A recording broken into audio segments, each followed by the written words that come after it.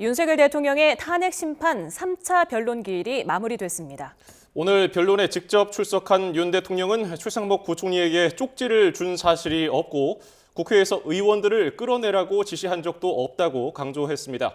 헌법재판소의 법조팀 취재기자가 나가 있는데요. 김영수, 이경국 기자 나와주십시오. 네, 헌법재판소에서 관련 소식 계속해서 전해드리겠습니다. 오늘 말씀하신 것처럼 3차 변론 기일이 있었고요. 오후 2시에 시작해서 1시간 43분 정도 진행됐습니다. 오늘 윤석열 대통령이 직접 출석했습니다. 남색 정장에 붉은 넥타이를 한 모습을 확인할 수 있었습니다. 구속된 이후에는 구속 피의자 신분이기 때문에 구치소에서 수용복을 입어야 합니다. 그런데 오늘 탄핵 심판에 출석하기 위해서 옷을 갈아입고 온 것으로 보이고요.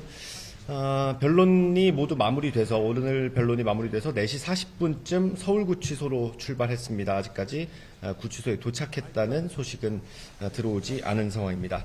오늘 윤석열 대통령이 어떤 발언을 했는지 하나하나 다 짚어보겠습니다. 일단 초반에 했던 얘기를 이경국 기자가 좀 설명을 해주실까요?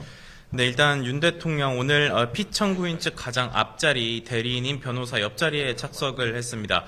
우선은 이 피청구인 본인이 출석했느냐는 문영배 재판관 질문에 일어서서 인사한 뒤에 착석을 했고요. 이후에 이 문 재판관이 본격적인 변론기 시작에 앞서서 윤 대통령에게 발언 기회를 줬습니다. 윤 대통령은 1분이 조금 넘는 시간 동안 발언을 했습니다. 우선 여러 헌법소송으로 업무가 과중한데 탄핵 사건으로 고생을 하게 해서 재판관들께 송구하다고 말했고요.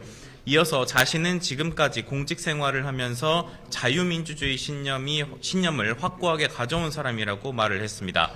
이어서 헌법재판소도 헌법 수호를 위해서 존재하는 만큼 재판관들이 잘 살펴주시길 바란다면서 짧은 발언을 마쳤습니다. 윤 대통령은 이후에 변론 진행 도중에도 수차례 변호사와 의견을 나누는 모습을 볼 수가 있었고요.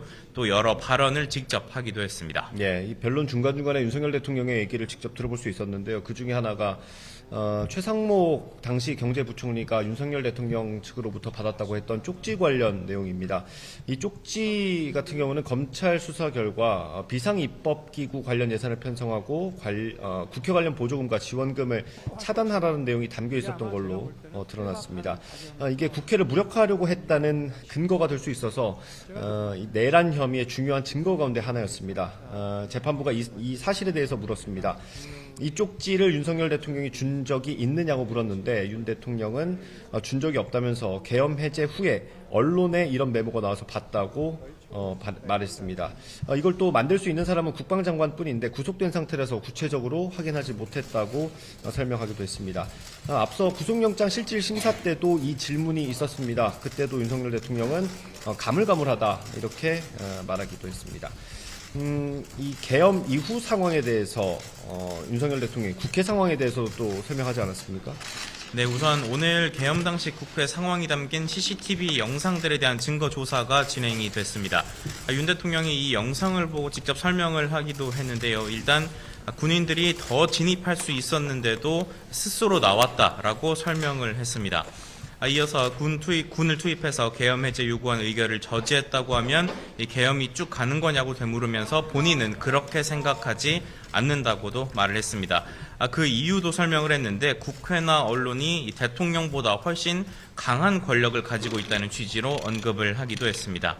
앞서 이 윤 대통령이 국회의원을 끌어내라고 지시를 했다는 증언이 잇따라 나온 바가 있는데 재판부가 이를 윤 대통령에게 확인을 했지만 윤 대통령은 그런 지시는 하지 않았다고 답변을 했습니다. 예, 윤석열 대통령이 지금까지 나온 의혹 그리고 혐의에 대해서 사실상 모두 부인했다.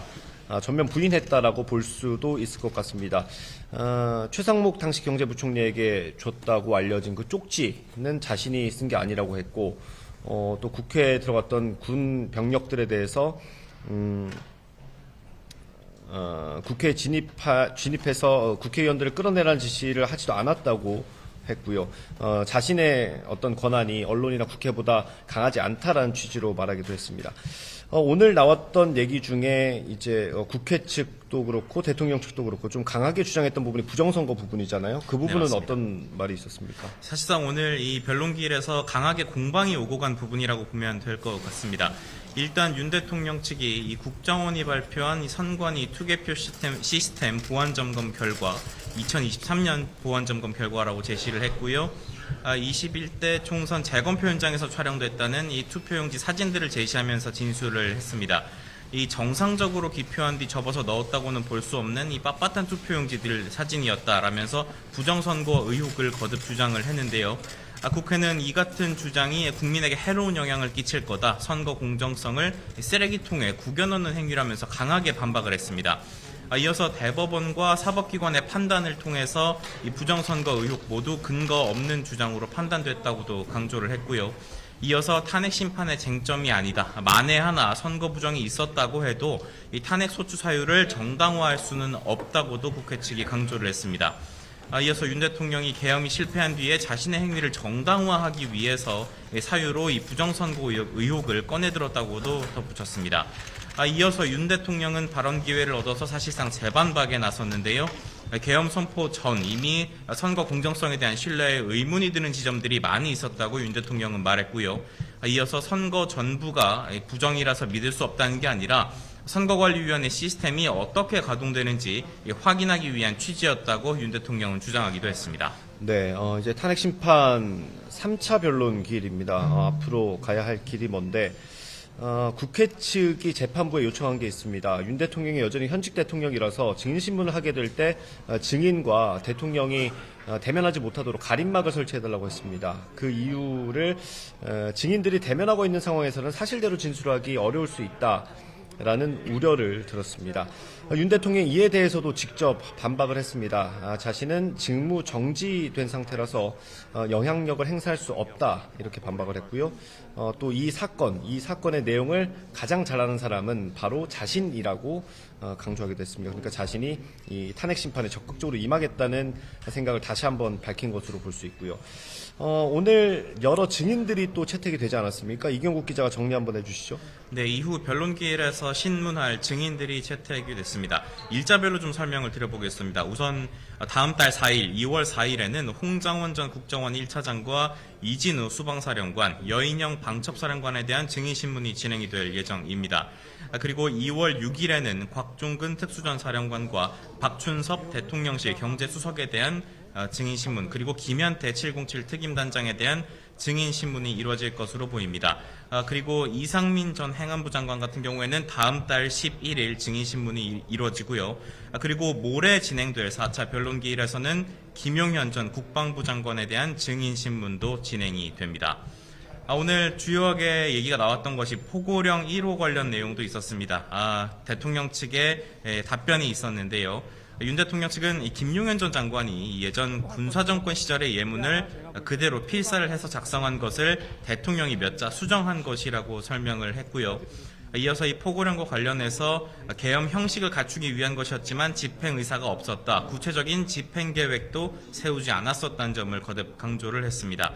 이어서 포고령에 정치활동 금지 관련 내용이 들어간 건 역시 국회의 불법적인 행위를 금지하려 한 것일 뿐 국회를 해산하려 했다거나 입법 활동을 막기 위한 것은 아니었다고 강조하기도 했고요. 체포조 의혹 강하게 또 불거졌었는데 한동훈 전 국민의힘 대표 그리고 우원식 국회의장 등에 대한 체포를 지시한 적은 없다는 입장을 밝혔습니다. 네, 오늘 국회 측은 언론 기사 그리고 CCTV 영상을 통해서 계엄 선포의 어떤 부당함, 위법성을 강조했습니다. 국무위원들이 계엄 선포 이후에 국회에 나와서 국무회의 절차가 제대로 지켜지지 않았다라는 취지로 여러 차례 증언한 적이 있습니다. 절차적 흠결을 오늘도 주장을 했습니다. 국회 측에서요. 그리고 CCTV를 여러 개를 재생을 했는데 국회에 헬기가 착륙하는 장면, 무장한 계엄군이 창문을 깨고 국회로 진입하는 장면, 이런 것들 준비했고, 또 국회의장 공관, 중앙선관위 청사에 계엄군이 출동한 영상도 오늘 공개가 됐습니다.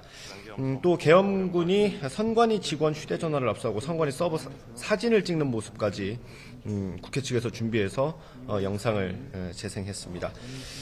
변론은 오늘 이 정도로 마무리가 됐고요. 대통령이 오늘 변론기일에 나왔다는 게 좀 여러 의미가 있지 않습니까? 네, 맞습니다. 계엄을 선포한 뒤에 공개적인 자리에 나온 것이 오늘이 사실상 처음입니다. 앞서 수차례 대국민 담화를 냈었지만 모두 사전 녹화 준비된 영상이었습니다. 윤 대통령이 공개된 장소에 나와서 발언한 것은 지난달 3일 이후 49일 만인 것으로 보입니다. 오늘 이제 윤 대통령 모습이 공개가 됐고요. 변론기일 전체 영상 역시 공개가 됐습니다. 이 앞서 노무현 박근혜 전 대통령 같은 경우에는 탄핵 심판을 받았지만 직접 변론기일에 나온 적은 없었습니다. 모두 대리인단이 대신 탄핵 심판 절차에 참여를 했는데 윤석열 대통령은 역대 대통령 가운데 변론기일에 직접 출석한 첫 대통령이 됐습니다. 예. 오늘 3차 변론기일 윤석열 대통령이 직접 출석했습니다. 오후 2시에 시작해서 1시간 40분 정도 진행이 됐고요. 윤석열 대통령은 이 헌법재판소에서 4시 40분쯤 서울구치소로 출발한 모습이 포착이 됐는데 아직 구치소에 도착했다는 소식은 전해지지 않고 있습니다. 지금까지 헌법재판소에서 전해드렸고요. 상암동 스튜디오 나와주십시오.